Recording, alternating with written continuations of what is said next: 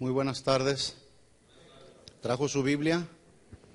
Bien, quiero invitarle a que se ponga de pie, vamos a orar juntos, vamos a tomarnos las manos y le quiero pedir en esta ocasión que usted no ore por usted, ore por la persona que tiene a su lado, pero ore con fe y dígale al Señor: Señor, háblale al corazón a mi hermano, pero háblale, Señor, si es posible grítale, ¿verdad? Vamos a orar unos por otros y vamos a pedir que el Señor hable a nuestro corazón a través de su palabra. Señor, te damos gracias en esta hora por la oportunidad que nos das una vez más, el privilegio, Señor, que tenemos de poderte haber alabado, adorado, como lo hemos hecho hace unos instantes. Pero también, Señor, te damos gracias por la oportunidad que nos das ahora unos con otros de poder bendecirnos y poder clamar juntos. Háblanos al corazón, Señor. Que tu palabra, Señor, penetre hasta lo más profundo de nuestro ser interior, Señor. Ese es el deseo, el anhelo de nuestro corazón, Señor. Que tu palabra, que es el maná del cielo, el alimento del cielo, Señor, nutra nuestra alma, Señor. Si es necesario que tú nos adviertas, que tú nos confrontes o nos exhortes, aquí estamos, Señor. Queremos cada día, Señor, recibir ese consejo de tu palabra que nos alumbra el caminar diario, Señor. Tu palabra, que es la lumbrera a nuestro caminar, Señor, nos lleve hacia nuestro destino final, Señor. Aquí estamos en esta hora, Señor, y pedimos que nos bendigas con la predicación de tu palabra, Señor. Te pedimos todo esto en el nombre de Jesús. Amén y amén. Ahora voltee con su hermano y dígale: el Señor te va a hablar. El Señor te va a hablar. Y una vez que lo ha hecho, tome su lugar, por favor.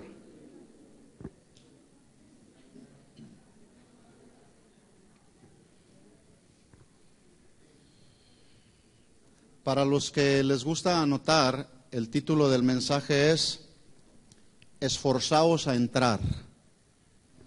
Este es un mensaje que voy a estar compartiendo, la primera parte de este mensaje, en el marco de la serie que hemos venido desarrollando, Compromiso Misionero. Y le quiero invitar a que abra su Biblia en Lucas capítulo 13. Lucas capítulo 13.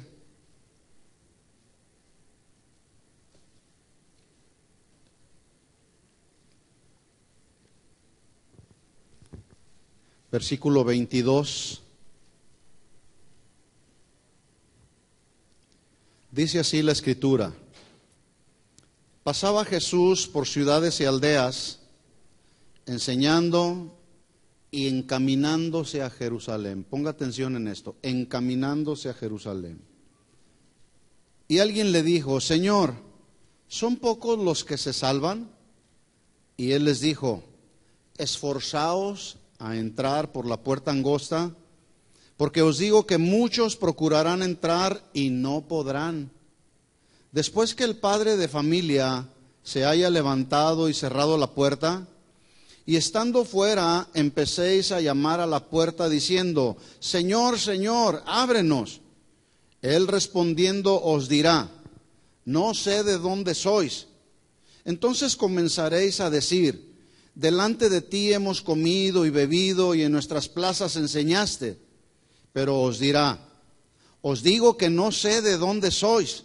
Apartaos de mí todos vosotros, hacedores de maldad. Allí será el llanto y el crujir de dientes, cuando veáis a Abraham, a Isaac, a Jacob y a todos los profetas en el reino de Dios, y vosotros estéis excluidos. Porque vendrán del oriente y del occidente, del norte y del sur, y se sentarán a la mesa en el reino de Dios. Y he aquí, hay postreros que serán primeros, y primeros que serán postreros. ¿De cuáles quiere ser usted? ¿De los postreros que serán primero o de los primeros que serán postreros? Sin lugar a dudas, hermanos, este es uno de los pasajes en los que Jesús habló del inminente juicio que le espera a todos aquellos que a través de la historia de la humanidad o a través del cristianismo le han rechazado a Él y han rechazado su palabra. Esto espera. Esta es una palabra de advertencia. Pero mire la respuesta de Jesús a la pregunta que alguien le hizo. Versículo 23, Lucas 13, 23. Señor, ¿son pocos los que se salvan? Y él les respondió, sí, van a ser solamente 144,000. Note usted que Jesús no da una cantidad. No dice serán tantas personas, serán los elegidos solamente. Más bien Jesús abre la oportunidad para que todos aquellos que le escucharan pudieran comprender la advertencia o la invitación que Jesús les hace en el versículo 24. Note que no les da un nombre, o mejor dicho, un número, pero sí les dice, más bien esfuércense por entrar por la puerta angosta, porque les digo que muchos procurarán entrar y no podrán. Yo no sé si usted se había dado cuenta, pero vivir la vida cristiana, la verdadera vida cristiana, implica cada día una lucha constante y continua, y que será una lucha que no terminará hasta que los días de nuestra vida terminen en este mundo o Jesús venga por segunda vez, lo que ocurra primero. Pero mientras estemos en esta humanidad, en este cuerpo, seguiremos luchando. ¿Luchando contra quién? ¿Contra la esposa o contra el esposo, contra los hijos o contra los hermanos de la iglesia? No, con los deseos de nuestra carne, con nuestra humanidad. Pablo dijo en Efesios capítulo 6, versículo 12, que es un versículo que todos conocemos. Él dijo, porque no tenemos lucha contra carne y sangre. Es decir, no tenemos una lucha contra personas. Más bien nuestra lucha es una lucha espiritual. Y dice ahí, ¿contra quién? Contra principados, potestades, gobernadores de las tinieblas de este siglo, huestes espirituales de maldad en las regiones celestes. Entonces dice Jesús, esfuércense por entrar por la puerta angosta, porque les digo que muchos procurarán entrar y no podrán. Con esta frase que Jesús dice, esforzaos a entrar por la puerta angosta, Jesús no está indicando y tampoco sugiriendo que el cielo o la salvación se pueden alcanzar por méritos o esfuerzos humanos, porque si así fuera, entonces ¿para qué vino Jesús a morir en una cruz? Y de la manera como murió Jesús. Si entonces yo voy a obtener la salvación o voy a tener la esperanza de que cuando los días de mi vida terminen en este mundo voy a gozar del reino de los cielos por mis propios méritos y esfuerzos humanos, pues ¿para qué vino Jesús? No importa cuánto rigor o con cuánto rigor o con cuánta dedicación o con cuánto afán un pecador haga, sino más bien no necesita ese pecador, esa persona, hacer tanto esfuerzo humano, porque con el esfuerzo humano jamás podrá salvar su alma de la condenación eterna. Jamás. La doctrina de la salvación que quedó establecida en la palabra con toda autoridad dice que la salvación viene, escuchen esto, solo por gracia y no por obras. ¿Estamos de acuerdo? Así lo establece la Biblia. Efesios 2, 8 y 9. Entonces cuando Jesús dice, esforzaos a entrar por la puerta angosta, ¿a qué se está refiriendo Jesús? Bueno, la respuesta nos la da la definición de la palabra esforzaos. Y yo quiero invitarles a todos los que están aquí y a los que nos escuchan, quiero invitarles a que verdaderamente ustedes tengan la oportunidad de que cuando hay palabras, ustedes puedan ir al lenguaje original, en el Antiguo Testamento el hebreo o el Nuevo Testamento el griego, para que puedan escudriñar o podamos escudriñar palabras que nos dan luz a un versículo. Porque si nomás leemos así, esfuércense por entrar por la puerta angosta, a veces cuando no escudriñamos, no hay un buen entendimiento de las Escrituras. Entonces, cuando Jesús pregunta, o mejor dicho, dice, esfuércense por entrar por la puerta angosta, esta palabra esforzaos es la palabra del griego agonizomai. agonizomai, de donde viene la palabra del castellano que conocemos, agonizar. La agonía es el estado en el que entra una persona antes de la muerte. Algunos consideran la agonía como la última fase de la vida. Algunos otros consideran la agonía como la primera fase de la muerte. Otros más definen la agonía como el paso intermedio entre la vida y la muerte. Agonía es un término que simboliza sufrimiento insoportable. Agonía describe dolor extremo, como cuando una persona está desahuciada por la ciencia por alguna enfermedad incurable, como lo es el cáncer o alguna otra enfermedad que le está produciendo un dolor intenso en el cuerpo, ya sea un dolor interno o un dolor externo. Pregunta, ¿cuándo una persona entra en la etapa de la agonía? Bueno, hay diferentes razones. Cuando esta persona está gravemente herida o está enferma o aún desahuciada por la ciencia. Una persona entra en la etapa de la agonía cuando sufre por algún accidente tal vez o algún pleito, sufre mutilaciones o torturas, como cuando torturan a alguien que secuestran. Una persona entra en la etapa de agonía cuando experimenta tal vez un grave trauma, ya sea en el cuerpo o en la mente. Bueno, entonces, lo que Jesús está tratando de decirnos es que justo en medio de ese estado de agonía, debemos luchar hasta el punto de sentir como que agonizamos en nuestra vida cristiana para obtener el premio. Es como aquel atleta que lucha, que compite y de todo se abstiene para obtener el premio. Pero también esta palabra esforzaos, agonizomai, agonía, tiene que ver de manera figurada con la lucha o la contienda que se debe de librar, que todos los cristianos debemos de librar con nuestro adversario. ¿Sabía usted que los días de este mundo están contados? ¿Sí sabía o no? En otras palabras, este mundo está en agonía. Es decir, está en la última fase de la vida o en la primera fase de la muerte. Este mundo, el cual habitamos todos. Debido a eso y a las cosas que están por venir, o sea, hemos visto muchas cosas en este mundo. Cuando se veía, hace todavía 20 años atrás, que entraba a un auditorio donde hay personas, entra una persona y deliberadamente mata gente. ¿Cuándo se veía? Hace 20 o 25 años, ¿cuándo se veía que un jovencito adolescente sacara un arma y asesinara a personas? ¿Cuándo se veía que un hombre matara a su mamá o a su papá?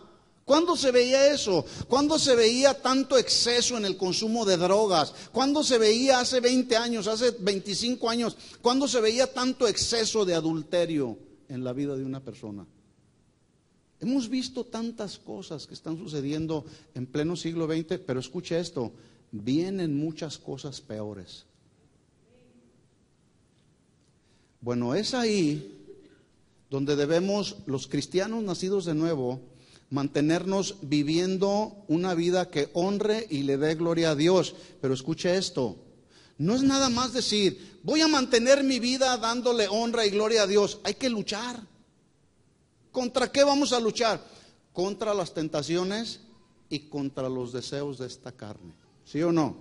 Bueno, si usted no me cree, vamos a 1 de Pedro capítulo 5 versículo 8, versículos que todos conocemos. 1 de Pedro capítulo 5 versículo 8.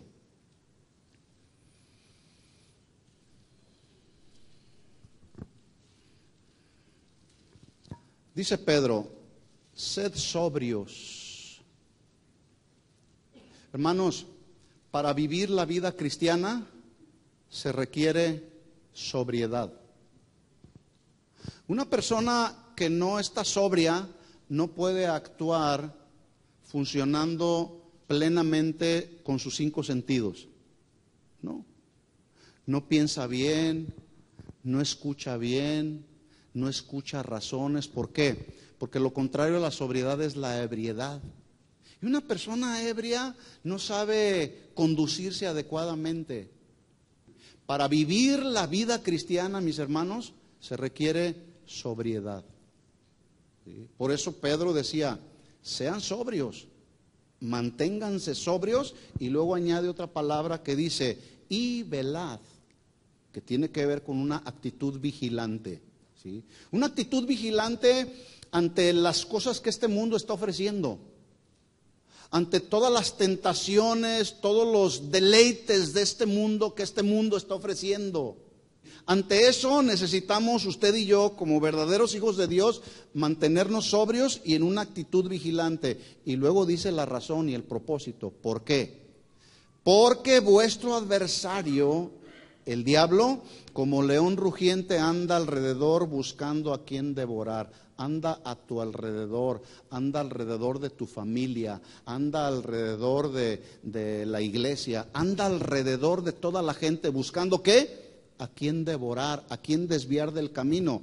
¿Y qué tenemos que hacer? Versículo 9 nos lo dice, resistid firmes en la fe. ¿Firmes en qué? ¿En mis sentimientos, en mi fuerza humana, en mi capacidad humana? No, dice firmes en la fe del Evangelio, en lo que yo conozco del Evangelio.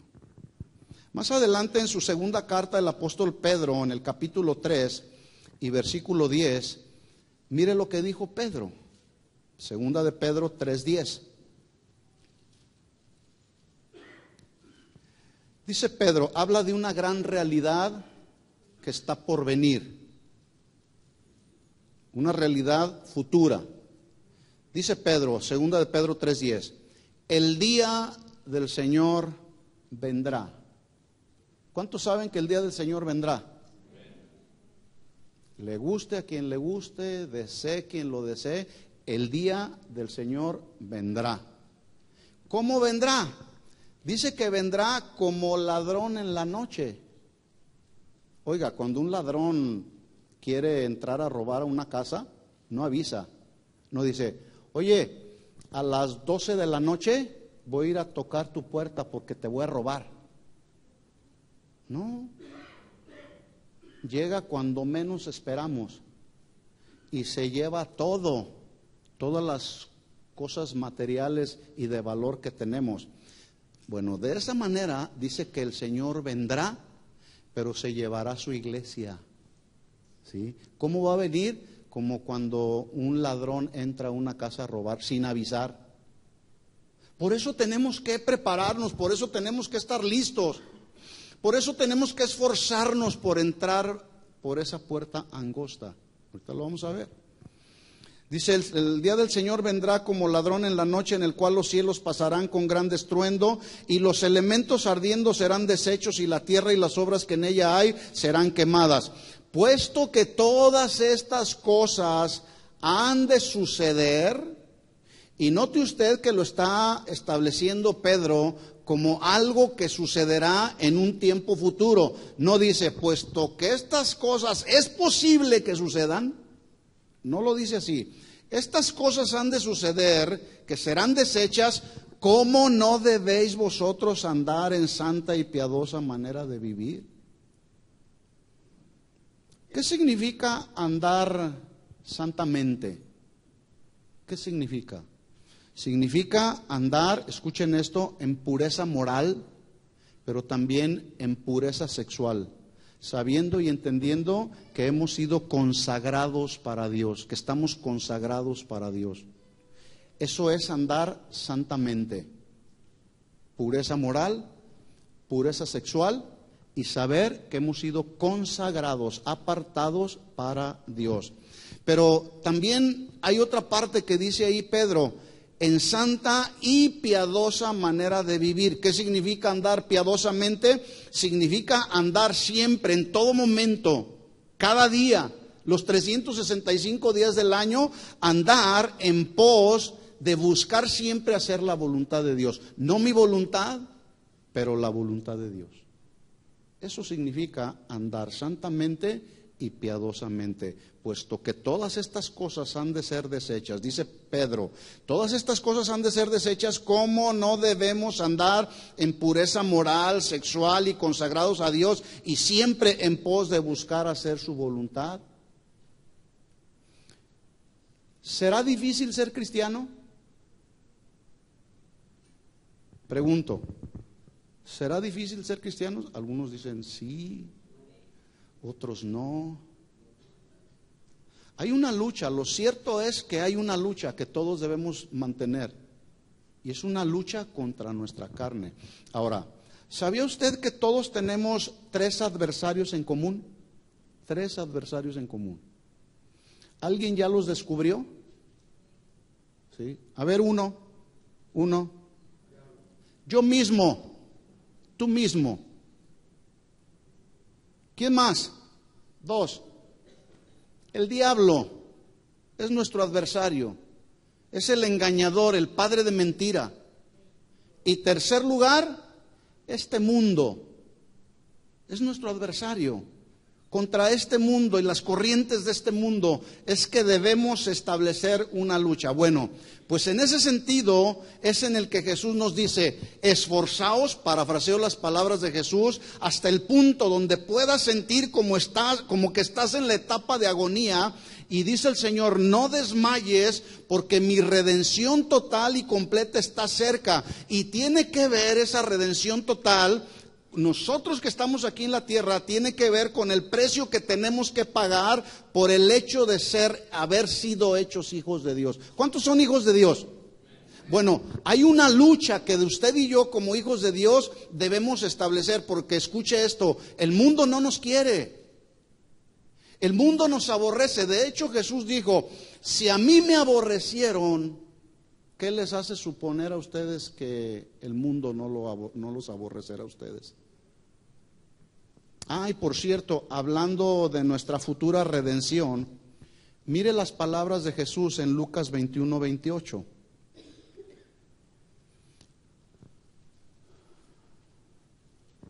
¿Cuántos esperan esa futura redención? Redención total. Hemos sido redimidos de la condenación del pecado, de la maldad, de la condenación eterna, pero nuestra vida no está totalmente redimida. ¿Cuántos esperan ser totalmente redimidos?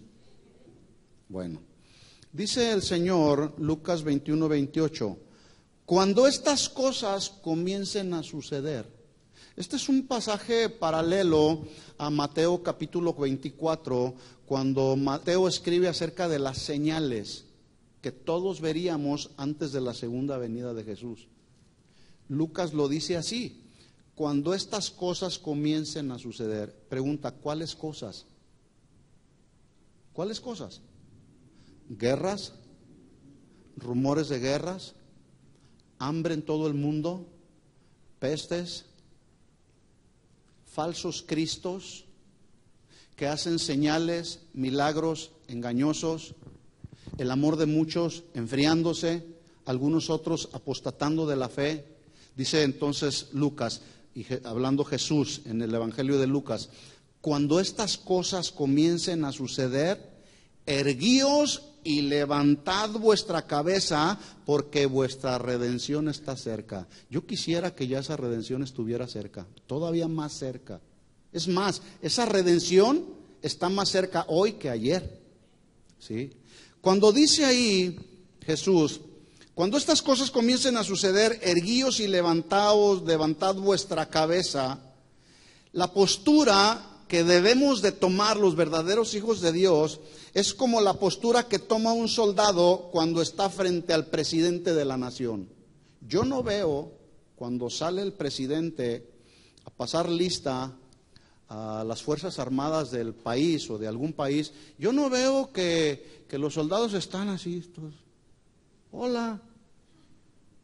No veo a ningunos que están sentados. ¿Cómo están los soldados cuando aparece el presidente? Firmes. Bueno, escuchen esto. Cuando aparezca el Rey de Reyes y Señor de Señores, entonces usted y yo, los verdaderos hijos de Dios, vamos a tener que ponernos firmes a las órdenes del Maestro. porque entonces nuestra redención se completará total y absolutamente. Por eso es que Jesús dice: esforzaos por entrar por la puerta angosta. Mira la analogía que hace Pablo en 1 Corintios capítulo 9. Vamos ahí, 1 Corintios capítulo 9.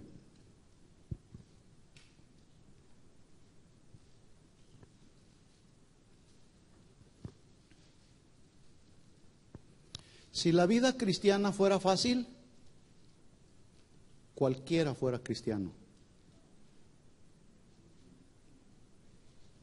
Y como la vida cristiana no es fácil, hay que establecer una lucha, se tiene que pagar un precio. ¿Sí? La historia cuenta de los mártires, la historia del cristianismo, empezando por los apóstoles de Jesús. Unos murieron decapitados, otros crucificados, otros a Santiago lo aventaron de un lugar muy alto, cayó, se reventó todo y todavía aparte de eso lo azotaron ahí. Además, la historia cuenta de todos otros mártires que sufrieron para el día de hoy estar gozando con el Señor. ¿Sí? Entonces Pablo hace una analogía ahí en 1 Corintios 9:24 y la inicia haciendo una pregunta. ¿No saben que los que corren en el estadio todos a la verdad corren, pero uno solo se lleva el premio? Y luego termina el versículo 24 diciendo, animando Pablo a los corintios. La iglesia de los corintios se caracterizaba por ser una iglesia desordenada, por ser una iglesia mundana, por ser una iglesia incrédula. Había muchos desórdenes en la iglesia de los corintios. Entonces Pablo les da esta analogía para tratar de hacerles entender la responsabilidad que todos tenemos de correr la carrera de la vida cristiana. Pero Pablo les termina el versículo 24 diciéndole a los corintios, corran de tal manera que obtengan ese premio. 25, porque todo aquel que lucha, esta es la misma palabra del griego, agonizomai, agonía, de todo se abstiene.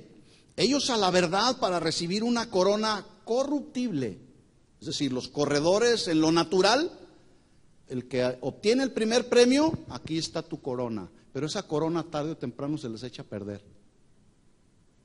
Dice Pablo, ellos para recibir una corona corruptible, pero nosotros. ¿A quién se refiere cuando dice Pablo nosotros? A los nacidos de Dios.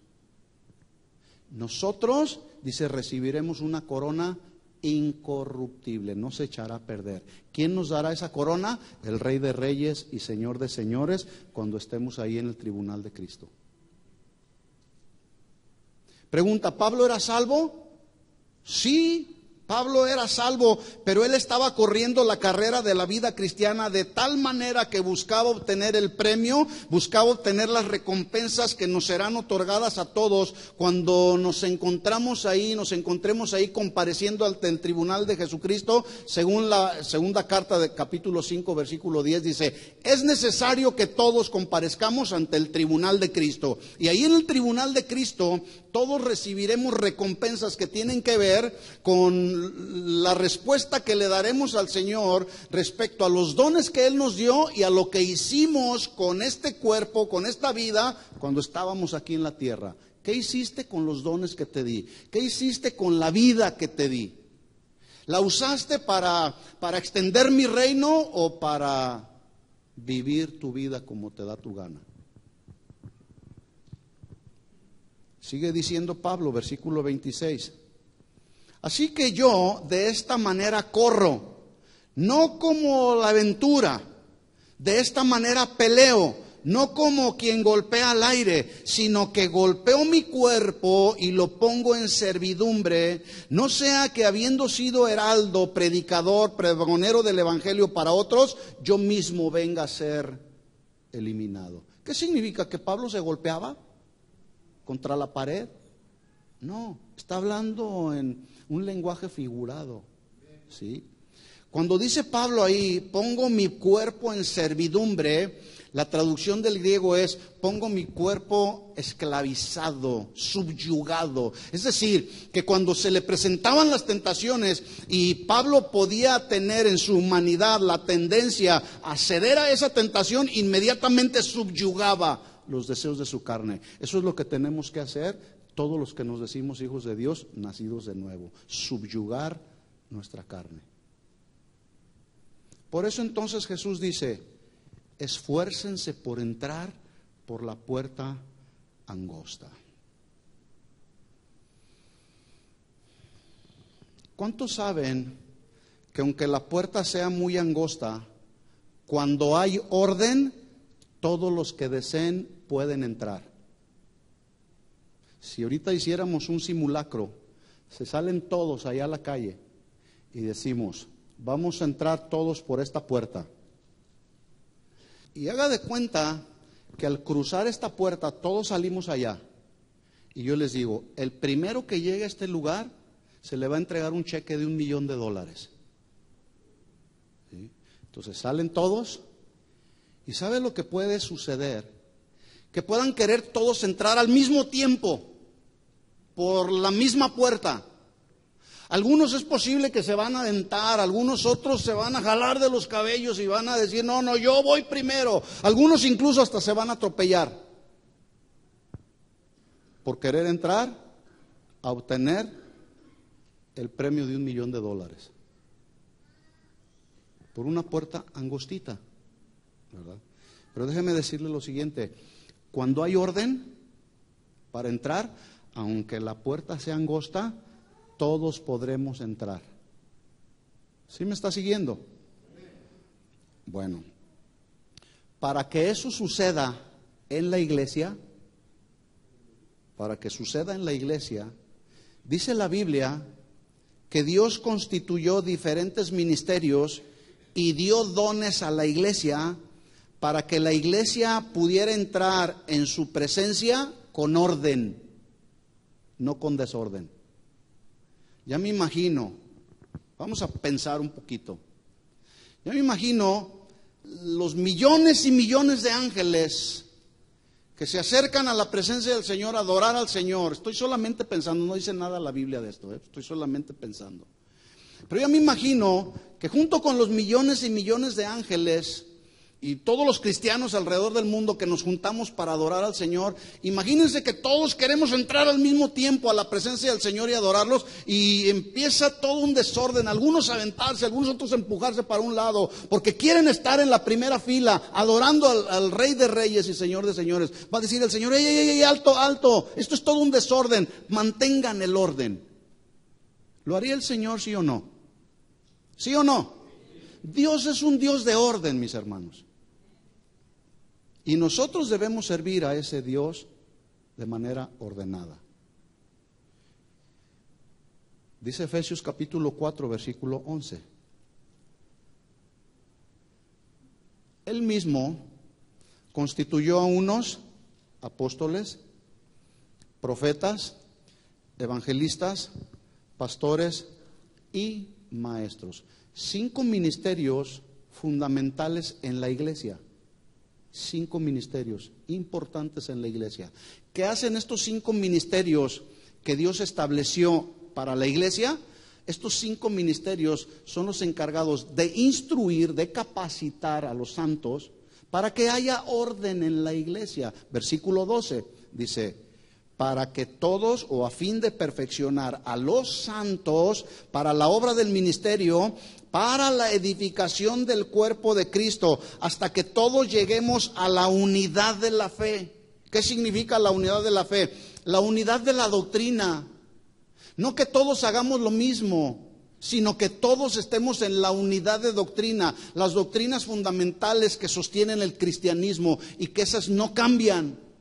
Hay doctrinas periféricas o doctrinas que no son esenciales, pero las doctrinas fundamentales que sostienen al cristianismo, en esas toda la iglesia debemos caminar en unidad. El problema en la práctica es que cada quien hace de sus propias interpretaciones sus propias doctrinas.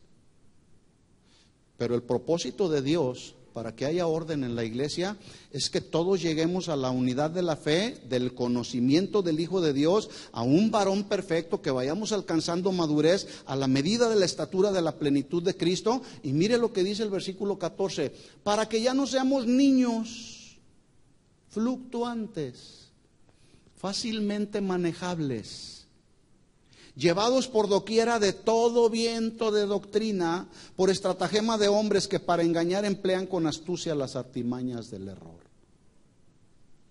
Déjeme decirle lo siguiente. Hoy a muchos que se dicen cristianos se les han abierto puertas muy amplias, muy espaciosas y muy cómodas en su acceso para vivir la vida cristiana o desarrollar la vida del ministerio a su manera y no a la manera de Dios. Así no funciona. Así no funciona. Mucha gente está entrando por esas puertas tan espaciosas, tan cómodas, a vivir la vida cristiana que no les implique un compromiso, que no les impliquen reglas, que no haya confrontación con sus pecados. Y por ende, si no hay confrontación con sus pecados, pues ¿de qué se arrepiente la gente? De nada, porque se creen buenos, porque dicen yo no le hago daño a nadie, yo no he cometido pecados, caminando o entrando por una puerta muy espaciosa, muy cómoda, donde no hay compromiso con Dios. Por eso la serie se llama Compromiso con nuestra misión. ¿Cuál misión? Con la misión que un hombre casado tiene de respetar y amar a la esposa. Aquel varón que no ama y respeta a su esposa no está cumpliendo con su misión.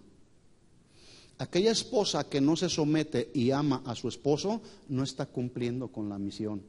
Aquellos hijos que desobedecen a sus padres en todo no están cumpliendo con la misión. Pero también aquellos cristianos que no se someten a la palabra del Señor y a las autoridades que Dios ha establecido en la iglesia no están cumpliendo con su misión.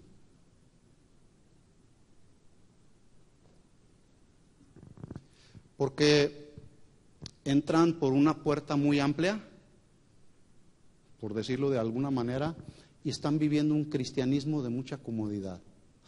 Pero si alguien los confronta con sus pecados, o si alguien trata de instruirles, enseñarles, ministrarles, amonestarles, se molestan, se ofenden, se van de la iglesia. En otras palabras, no quieren el orden que implica la vida de sujeción a Dios, pero tampoco quieren el orden de sujeción de las autoridades que Dios ha establecido en su iglesia. Dios es el Señor de la iglesia, ¿sí o no? Porque luego yo me encuentro con personas que dicen, no, yo sirvo a Dios, yo hago la voluntad de Dios. Es cierto, ¿sí? Pero Dios, que es el Señor de la iglesia, estableció autoridades en su iglesia, ¿sí o no? ¿Para qué?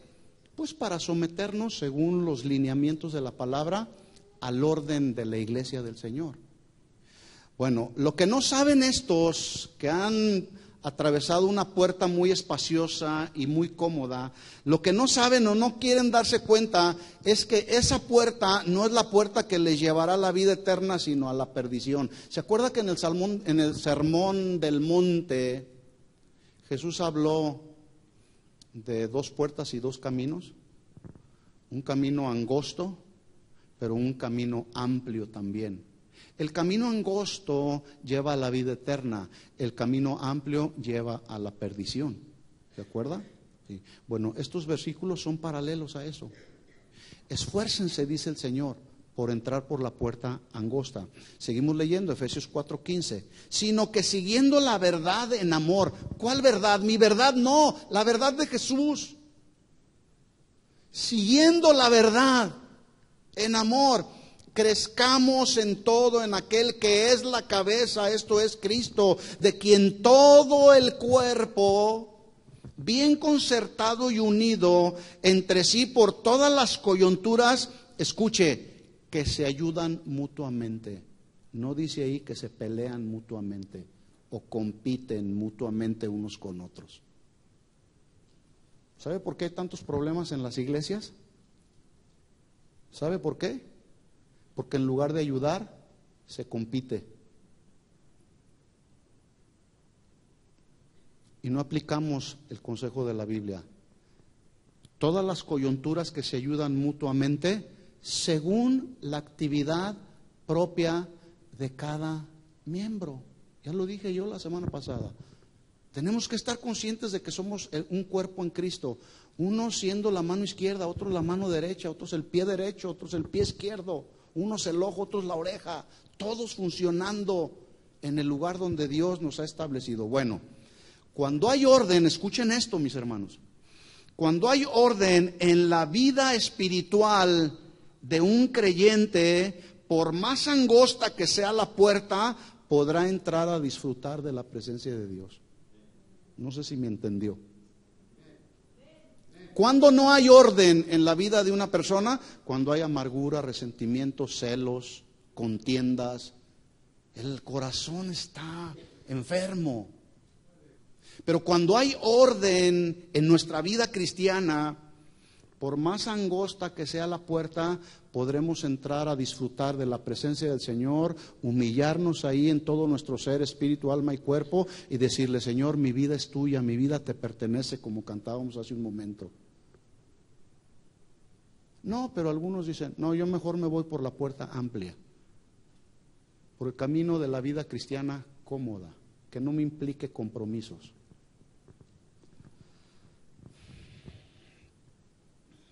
Cuando estudiamos un poco la vida y el ministerio de Jesús, a mí me impresiona cómo desde los primeros momentos cuando Jesús inicia su ministerio, inmediatamente las multitudes, dice la Biblia, empezaron a seguir a Jesús.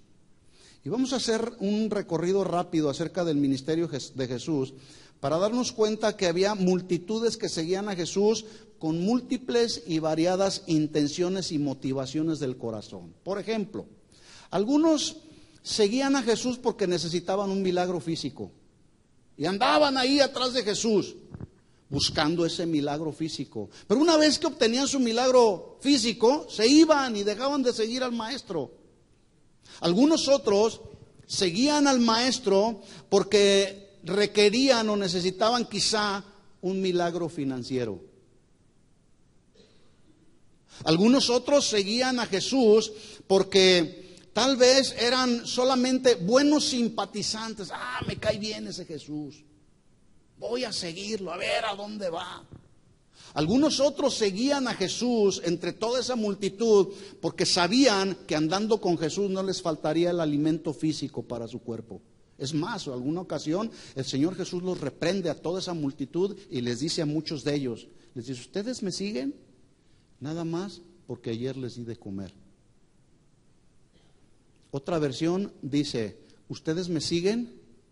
Porque ayer comieron hasta que se hartaron. ¿Se imagina cómo se sintieron avergonzados quizá? ¿Verdad? Pero de entre toda esa multitud que seguía al Señor, muchos de ellos lo seguían porque verdaderamente lo reconocían como el Hijo de Dios y buscaban de Él el verdadero alimento del alma. Y aquí me surge una pregunta: ¿cuántos son seguidores de Jesús? A ver, les voy a dar otra oportunidad. ¿Cuántos son verdaderos seguidores de Jesús? ¿Con qué motivación o intención de tu corazón estás siguiendo a Jesús? Pastor, ¿y usted qué? Bueno, estas preguntas, mire, ayer que yo estaba estudiando esto, yo soy el primero en ser confrontado. Y el Señor me dice: a ver, ¿por qué haces lo que haces? ¿Con qué motivación me estás siguiendo? Yo soy el primero. Pero no me quiero quedar solo. Por eso les digo: ¿cuántos son seguidores de Jesús? Todos somos seguidores de Jesús. Todos somos seguidores de Jesús. Pero la pregunta siguiente es: ¿con qué motivación lo seguimos? ¿Qué buscamos de Jesús? ¿Buscamos nuestros beneficios solamente personales o buscamos solamente acallar nuestra conciencia? Ya fui a la iglesia, ya entoné los cantos, ya di algo que salió de mi bolsillo, ya. ¿Con qué motivación seguimos al Señor? Bueno, Jesús inicia su ministerio, dice Lucas capítulo 4, versículo 14 en adelante, si me sigue ahí con su Biblia.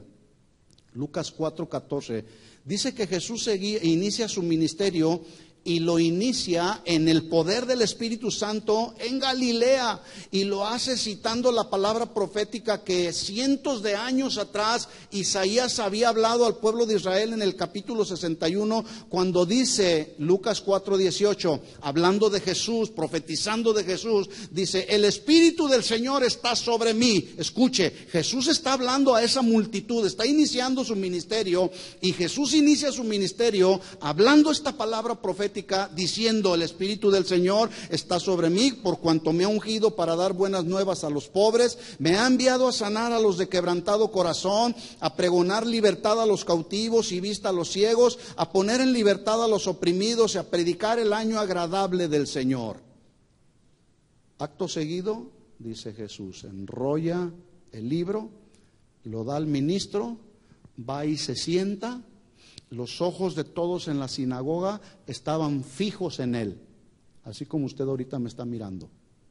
Los ojos de ellos estaban fijos en él. Y comenzó a decirles Jesús: hoy se ha cumplido esta escritura delante de ustedes. En otras palabras, yo, Jesús, he venido a dar libertad a los cautivos. ¿Se imaginan los que estaban ahí oyendo? Dice la Biblia ahí, versículo 22, y todos daban buen testimonio de él y estaban maravillados de las palabras de gracia que salían de su boca, y decían: ¿no es este el hijo de José?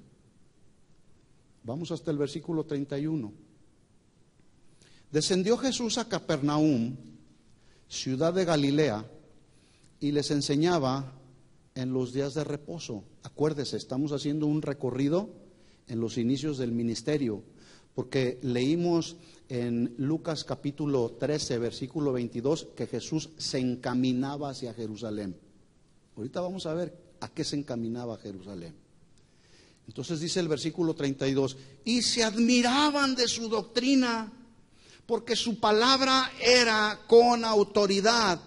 Versículos 33 al 35, más adelante, dice: sana un hombre que tenía un espíritu de demonio inmundo, diciendo: cállate y sal de ese hombre. Ese día ese hombre fue completamente libre. Versículo 36, estaban todos maravillados y hablaban unos a otros diciendo: ¿qué palabra es esta que con autoridad y poder manda a los espíritus inmundos que salen? Y su fama, escuche esto, su fama se difundía por todos los lugares de los contornos. Empieza a adquirir Jesús fama.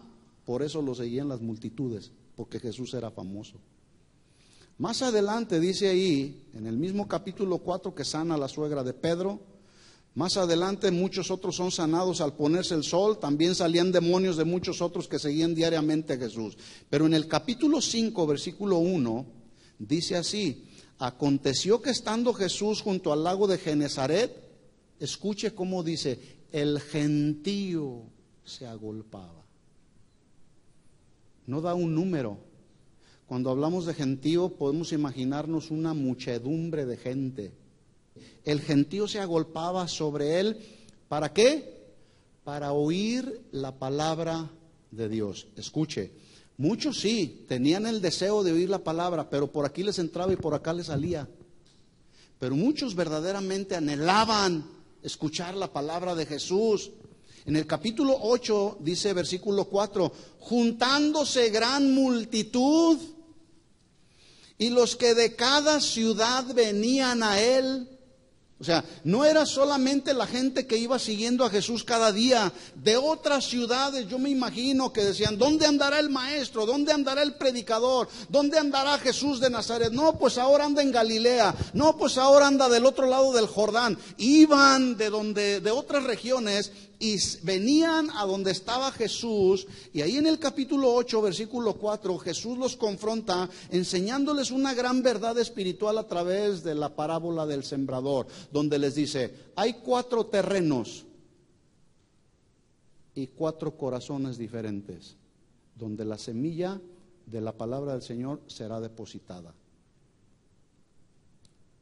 Uno de esos 4 terrenos solamente era un buen terreno donde la semilla de la palabra de Dios podía germinar. ¿Se imagina cómo estaban aquellos que tenían un corazón endurecido? Jesús los estaba confrontando. ¿A quién? A toda la multitud.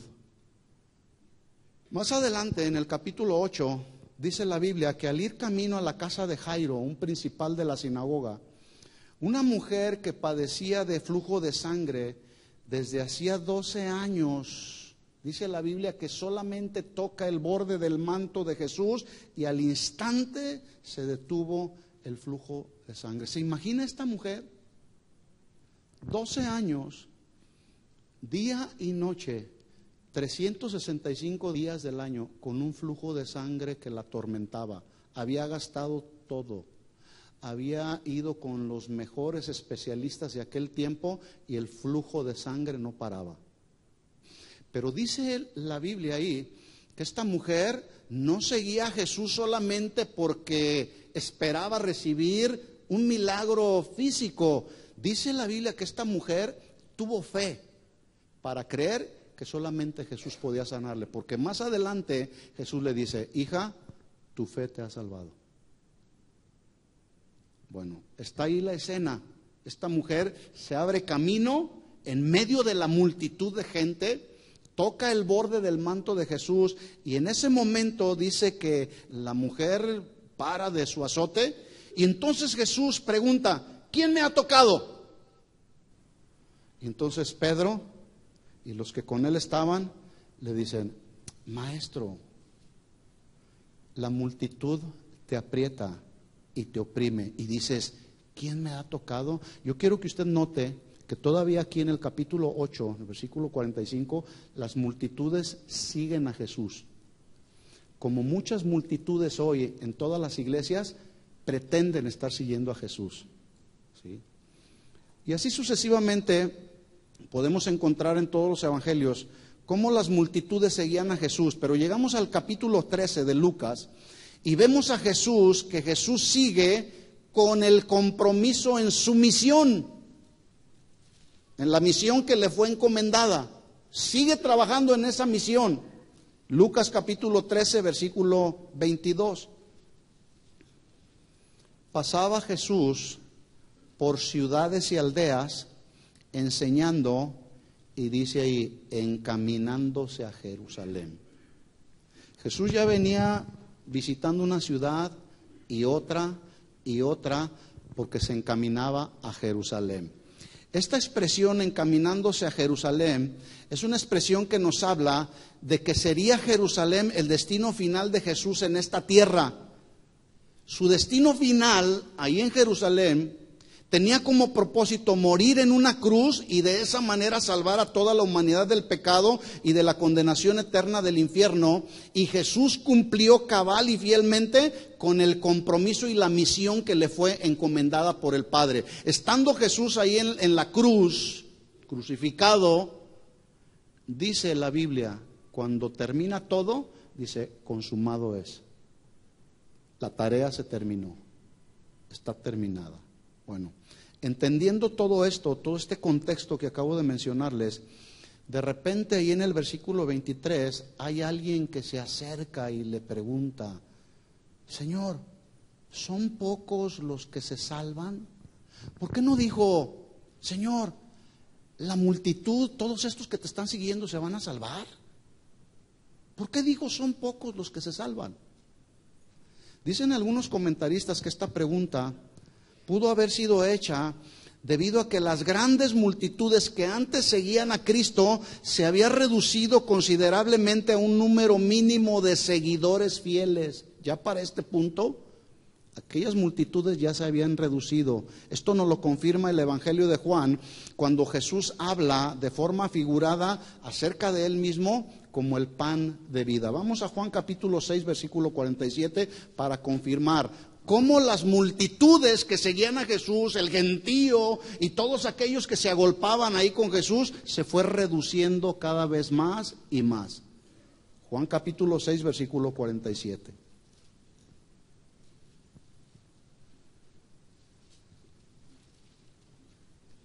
¿Lo tiene? De cierto os digo, El que cree en mí tiene vida eterna. ¿Cuántos creen en Él? ¿De veras crees en Él? ¿De veras crees en la resurrección? ¿De veras crees que tendremos vida eterna? Porque los días de nuestra vida en este mundo se terminarán. Si algo tenemos seguro es que todos nos vamos a morir. La pregunta es: ¿cuántos estamos seguros de pasar la vida eterna? El día de ayer hablaba con los del Instituto Bíblico, dando mi clase acerca de la doctrina de la resurrección. Pablo les escribe acerca de la importancia de esta doctrina de la resurrección de Jesús y la resurrección de los cristianos que mueren en Cristo. ¿Por qué les escribe y les instruye acerca de esta doctrina? Porque había muchos de los cristianos corintios que dudaban y algunos otros no creían en la resurrección de los muertos. Creían en la resurrección de Jesús y Pablo les da evidencias, pero muchos de ellos no creían que ellos mismos iban a resucitar en el día postrero. Y aquí Jesús les está hablando y les dice: de cierto les digo que el que cree en mí tendrá vida eterna. Yo soy el pan de vida. 49. Vuestros padres comieron el maná en el desierto y murieron. Nosotros comemos todos los alimentos que el día de hoy hay en este mundo y vamos a morir. Versículo 50, dice Jesús: este es el pan que desciende del cielo, hablando de sí mismo, para que el que de él coma no va a morir. Yo quiero comer de ese pan. ¿Cuántos quieren de ese pan? Bueno, si tú quieres de ese pan, necesitas abrir la Biblia y estudiarla y meditar en ella y escudriñarla, porque aquí en la Biblia está el alimento para nuestra alma. Quiero de las cosas del Señor. Pues abre tu Biblia y estúdiala y escudriñala. En ella están las verdades del Señor. Algunos dicen: no, yo para qué abro la Biblia, para qué estudio la Biblia, al cabo el domingo me la van a predicar ahí en la iglesia. Qué cristianismo tan pobre. Este es el pan que desciende del cielo para que el que de él come no muera. Vamos hasta el 54.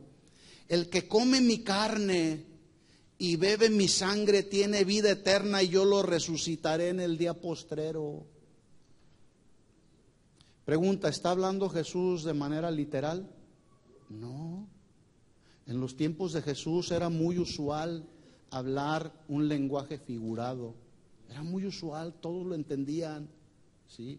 55 dice: porque mi carne es verdadera comida y mi sangre es verdadera bebida. Pero escuchen esto: los judíos incrédulos que andaban ahí husmeando, siguiendo a Jesús, no entendían ese lenguaje figurado de Jesús, porque su incredulidad los llevó a dudar de ese Jesús, pero además su incredulidad los llevó a preguntarse: ¿cómo está diciendo que puede darnos a comer de su carne? Pues ¿quién se cree que es? No estaban entendiendo, estaban en un pensamiento muy terrenal, muy en la carne, como muchos de nosotros a veces pensamos de maneras muy terrenales y no entendemos el lenguaje celestial. 56, dice entonces el Señor: el que come mi carne y bebe mi sangre, en mí permanece y yo en él. Vamos hasta el versículo 60. Al oír que todas estas palabras que Jesús les está diciendo, muchos de sus discípulos dijeron: dura es esta palabra, ¿quién la puede oír? 61. Sabiendo Jesús en sí mismo que sus discípulos, todos aquellos que lo seguían, murmuraban de esto, les dijo: oigan, ¿esto les ofende? Porque les estoy diciendo la verdad. ¿Les ofende? Pues ¿qué si viereis al Hijo del Hombre subir a donde estaba primero? 63. El Espíritu es el que da vida. Ahora escuche esto: el Espíritu, ahí si usted lo ve, la palabra espíritu está con E minúscula para referirse al espíritu del hombre. Pero escuche esto, el espíritu del hombre conectado con el espíritu de Dios produce vida, vida espiritual. Entonces dice Jesús, el espíritu es el que da vida, la carne para nada aprovecha. Las palabras que yo os he hablado son espíritu y son vida, porque hay algunos de ustedes que no creen. Porque Jesús sabía desde el principio quiénes, plural, eran los que no creían y quiénes y quién, singular, le había de entregar. ¿Quién era el que lo iba a entregar? El Judas. ¿Quiénes eran los que no creían? Todos aquellos que andaban siguiendo a Jesús, buscando de Jesús algo personal solamente. Pero Jesús sabía, a Jesús no podían engañarlo, 65, y dijo, por eso os he dicho que ninguno puede venir a mí si no le fuere dado del Padre, 66. Desde entonces, muchos de sus discípulos volvieron atrás y ya no andaban con él. ¿Dónde están las multitudes? ¿Dónde quedaron las multitudes? Muchos volvieron atrás y otros ya no andaban con el Señor. ¿Sabe usted que hoy está sucediendo lo mismo? Mientras Jesús se encaminaba a Jerusalén a morir en la cruz para cumplir con su misión de salvar a toda la humanidad, el número de sus seguidores se iba reduciendo cada vez más y más. Algunos se volvían atrás y ya no caminaban con él. ¿Dónde quedaron esas multitudes que andaban siguiendo a Jesús? Hoy está sucediendo lo mismo, y es justamente en ese sentido que surge la pregunta que le hicieron a Jesús: Señor, ¿son pocos los que se salvan? Porque ya no eran muchos, me imagino, no lo dice la Escritura, me imagino que ya no eran esas multitudes. El número de verdaderos seguidores de Jesús se había reducido. Escuchen esto, mis hermanos, aquí está el punto central del mensaje. Mientras más nos acerquemos a nuestro destino y morada final, se irá reduciendo de forma considerable el número de verdaderos seguidores comprometidos y dispuestos a terminar la carrera de la vida cristiana. Se va a ir reduciendo. No sé si me entendió. Mientras todos nos acerquemos a nuestro destino final. Jesús se encaminaba a Jerusalén, donde era su destino final en esta tierra. Mientras usted y yo nos encaminemos a ese destino final que nos espera, el número de seguidores se está reduciendo cada vez más. ¿Dónde está aquel que levantaba sus manos y que estaba ahí y decía, yo amo a Jesús, yo le he entregado mi vida a Jesús? Ya no está. ¿Dónde está aquel otro que decía, yo he hecho un compromiso con el Señor, he decidido seguir a Jesús, como cantábamos ahorita? La cruz por delante y el mundo atrás. ¿Dónde están? De repente salimos y nos los encontramos por ahí drogándose, borrachos, abandonados. ¿Dónde están? El número de los verdaderos seguidores de Jesús, mientras nos encaminemos a nuestro destino final, se irá reduciendo cada vez más. La pregunta es, para nosotros, para mí, ¿seremos de ese número de seguidores? ¿Seremos de ese pequeño remanente o te quedarás?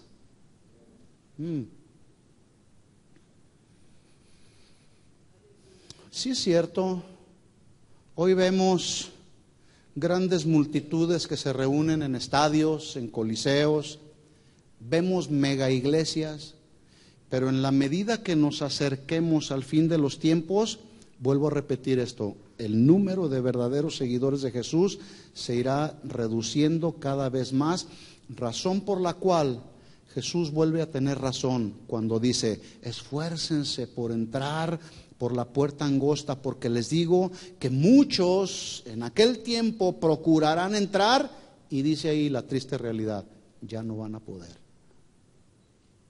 Un día la puerta se va a cerrar. Como en los días de Noé. ¿Se acuerda? En los días de Noé. Dice la Escritura en el capítulo 6 que a Dios le dolió su corazón. Y no le dolió el corazón como a usted y a mí nos duele, así en términos humanos. El sentir de Dios fue otro. Pero Él dijo, toda esta generación de seres humanos se ha corrompido. Buscan constantemente los designios de su corazón. Voy a exterminar a toda esta humanidad. Y le dice a Noé, construye un arca. Y le da todo el diseño, un diseño perfecto. ¿Y qué hizo Noé? Hizo exactamente como Dios le mandó que hiciera. Todo con exactitud. Y después le dice el Señor, Noé, has hallado gracia delante de mí. ¿Por qué halló Noé gracia delante de los ojos de Dios? ¿Por qué? Porque había construido el arca por su obediencia. Por su obediencia. Y no solamente le dijo, has hallado gracia delante de mí. Cuando termina de construir el arca, le dice Dios, ahora sí, Noé, entra tú y toda tu casa. Pero además, mete dentro de esta arca los animales, macho y hembra, cada uno de su especie, y suban todos. Porque en 7 días más voy a desatar un diluvio y voy a acabar con toda esta humanidad. ¿Y qué creen que hizo Noé? Entró él con toda su familia, todos los animales, macho y hembra de todas las especies. Y una vez que estaban todos adentro del arca, ¿quién creen que cerró la puerta?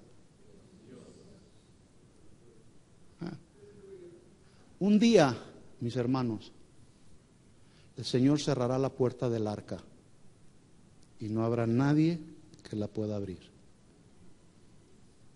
De hecho, en el capítulo 3 de Apocalipsis, en el mensaje a la iglesia de Filadelfia, que es el prototipo de la verdadera iglesia de Jesús, la iglesia de Filadelfia, que no recibió ninguna recriminación de parte de Dios, de parte de Jesús, Él dice en Apocalipsis 3:7, escribe al ángel de la iglesia en Filadelfia, esto dice el santo y el verdadero, el que tiene las llaves de David. Las llaves, mis hermanos, representan autoridad, son símbolo de autoridad. Yo tengo las llaves de mi casa y solamente mi familia puede tener, está autorizada para hacer uso de esas llaves. ¿Sí? Yo tengo las llaves de mi auto y solamente yo tengo esa autoridad para hacer uso de mi auto. ¿Sí se entiende? Bueno, Él tiene las llaves. El santo y el verdadero tiene las llaves de David. El que abre y ninguno cierra, y cierra y ninguno abre. Yo conozco tus obras. He aquí, he puesto delante de ti, escuchen esto, una puerta abierta. ¿Sí? La cual nadie puede cerrar, porque aunque tienes poca fuerza, has guardado mi palabra y no has negado mi nombre. Una ocasión Jesús le dijo a Pedro, Pedro, a ti te doy las llaves del reino. ¿Saben que esas puertas que Jesús le entregó a Pedro, eran las llaves, que Pedro usaría para abrirles las puertas a los pecadores para que pudieran entrar al reino de los cielos? ¿Lo hizo Pedro, sí o no, a través de la predicación del Evangelio? Sí, les abrió las puertas del reino de los cielos, para que pudiera entrar todo aquel pecador arrepentido. Y entraron muchos de ellos. ¿Sí? Dice el Señor aquí, he aquí delante de ti está una puerta abierta. No dice si es una puerta amplia o es una puerta angosta. ¿Sí? Nadie puede cerrar, nadie puede abrir, porque aunque tienes poca fuerza, has guardado mi palabra y no has negado mi nombre. ¿Sabe? La puerta por donde puede entrar un pecador del reino de los cielos, hoy aún está abierta. Porque el corazón, el deseo y el corazón de Dios es que ninguno perezca, sino que todos procedan al arrepentimiento. La puerta todavía está abierta, ¿eh? Yo no sé si pudiera haber aquí alguna persona que todavía no está seguro de que es salvo, pero la puerta está abierta. Y hoy posiblemente puede ser la última oportunidad que tú tengas para entrar por esa puerta. Pero eso lo vas a decidir tú. Yo no puedo decidir. Si yo pudiera decidir por las personas, trabajar sobre la voluntad de las personas, ni Dios mismo puede, porque Él es caballero. Él nos ha dado una voluntad para que nosotros podamos determinar sí o no. Es tu decisión. La puerta para entrar al reino de los cielos aún está abierta. Y escuchen, todos los que ya conocemos al Señor y hemos nacido de nuevo, la puerta que nos lleva a la presencia del Señor y ahí en su presencia tener comunión con Él, íntima comunión con Él a través de la oración, a través del escudriñar la palabra, todavía está abierta para que vayamos ahí a su presencia, nos humillemos delante de Él, pidamos de Él su gracia y su misericordia, pidamos de Él a través de la oración su sabiduría, pidamos de Él las cosas espirituales que necesitamos. La puerta todavía está abierta, pero va a llegar un día en que las puertas del reino de los cielos para los pecadores se cerrarán y no habrá más quien las pueda abrir. Por eso el Señor dice: esfuércense por entrar por la puerta angosta.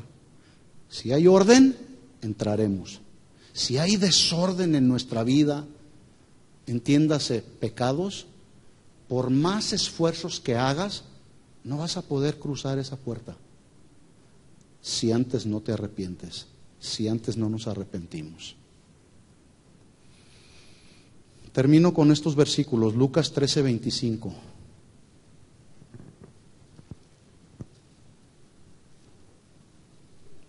Después que el padre de familia se haya levantado y cerrado la puerta, ¿a quién se está refiriendo con el padre de familia? A Jesús. Después que el padre de familia se haya levantado y cerrado la puerta, y estando fuera, empecéis a llamar a la puerta diciendo: Señor, Señor, ábrenos. Él respondiendo les dirá: no sé de dónde sois. Entonces comenzaréis a decir: delante de ti hemos comido, profetizamos en tu nombre, echamos fuera demonios, yo predicaba aquí, yo te servía en esto, yo hacía aquello, yo hacía muchísimas buenas obras, dice el Señor. Les diré: apártense de mí todos ustedes, hacedores de maldad. Allí será el llanto y el crujir de dientes cuando veáis a Abraham, a Isaac y a Jacob y a todos los profetas en el reino de Dios, y vosotros estéis excluidos. 29. Porque vendrán del oriente y del occidente, del norte y del sur, y se sentarán a la mesa en el reino de Dios. Y he aquí, hay postreros que serán primeros y primeros que serán postreros. El versículo 24, más arriba, cobra entonces sentido después de todo esto, cuando Jesús dice: esfuércense pues por entrar por la puerta angosta, porque les digo que muchos procurarán entrar y ya no será posible. La puerta por la que debemos esforzarnos, agonizomai, agonía, a entrar, es la puerta del reino de Dios a su presencia, entendiendo que afuera, en el mundo o en la corriente de este mundo, hay llanto y crujir de dientes. Esta es la manera en que el Señor se refirió al infierno. Ahí en el mundo hay infierno. Las cosas de este mundo no nos van a llevar a la presencia del Señor. Preguntas, con esto termino ahora sí. ¿Contra qué quiere Jesús que nos esforcemos para que podamos entrar por la puerta estrecha? ¿Contra qué cosas? Siguiente pregunta. ¿Cuáles son los obstáculos que debemos enfrentar? Si hemos dicho y afirmado que la vida cristiana es una lucha constante y continua, la pregunta es: ¿quién o quiénes son nuestros adversarios? 3 preguntas que las resolveremos la próxima semana. ¿Estamos de acuerdo? Por lo pronto, usted ya no puede decir: yo no sabía. Yo no sabía. La palabra de Dios ha sido clara. ¿Es clara la palabra o no? esfuércense por entrar por la puerta angosta. Porque después muchos dirán, ábrenos, y la puerta se cerrará. Ya no habrá oportunidad. Oremos al Señor. Les invito a que se pongan de pie.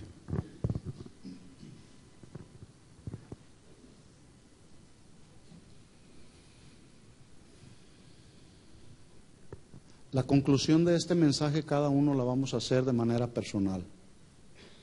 Yo sé lo que yo tengo que hacer con mi vida. Usted debe de saber lo que tiene que hacer con su vida después de haber escuchado esto. Así que oremos, y si Dios en esta tarde le habló, si Dios le exhortó, si Dios le gritó al corazón, démosle juntos una respuesta al Señor. ¿De acuerdo? Cierre sus ojos y dígale al Señor: Señor, tu palabra ha sido clara, tu palabra ha sido contundente, Señor. Tu palabra ha sido viva y ha sido eficaz. Y esta eficacia no surgirá hasta en tanto la pongamos por obra, Señor. Yo te pido en el nombre de Jesús que esta palabra, Señor, haya caído en un terreno fértil, Señor. No en un terreno endurecido, Señor, donde viene el enemigo y roba la preciosa semilla. Señor, sabemos que un día cerrarás la puerta. Por lo pronto, hoy todavía la puerta está abierta para entrar a tu presencia y ahí humillarnos delante de ti y reconocer que somos pecadores.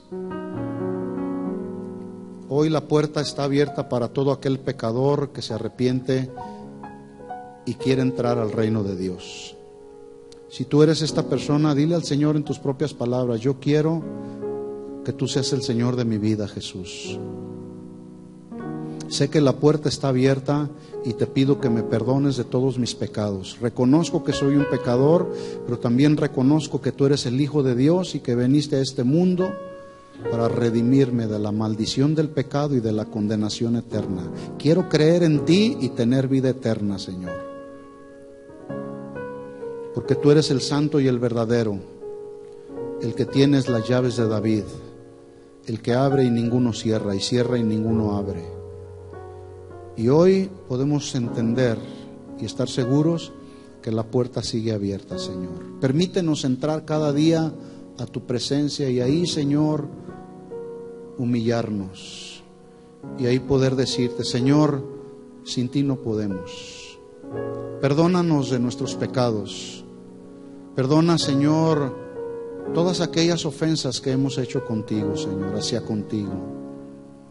Estamos arrepentidos. Queremos continuar en la carrera de la vida cristiana, Señor, para poder decir como Pablo: he acabado la carrera. Por lo demás, me espera la corona que el Señor me tiene preparada. Queremos poder decir, como dijo Jesús: consumado es. He terminado mi compromiso, Señor, con la misión que tú me encomendaste en esta tierra, Señor. En el nombre de Jesús, ayúdanos, Señor. Y que esta tu palabra, Señor, produzca el fruto abundante a su tiempo, Señor. Te lo pedimos todo esto en el nombre de Jesús. Y a ti sea toda la gloria, toda la honra y todo el honor. Y dice la iglesia: amén. Amén. Dale un aplauso de alabanza a nuestro Jesús.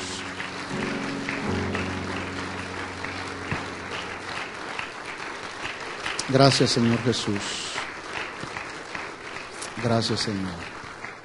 Que Dios les bendiga.